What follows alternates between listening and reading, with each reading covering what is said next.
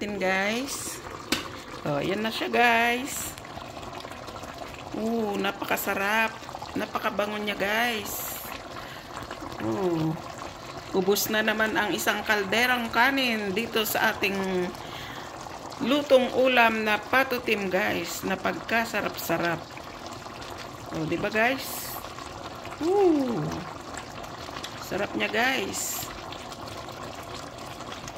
Pwede na tayong kumain guys. Nakaluto na tayo ng masarap na patutim with chicken feet. Ayan guys, sinaluan ko siya ng chicken feet.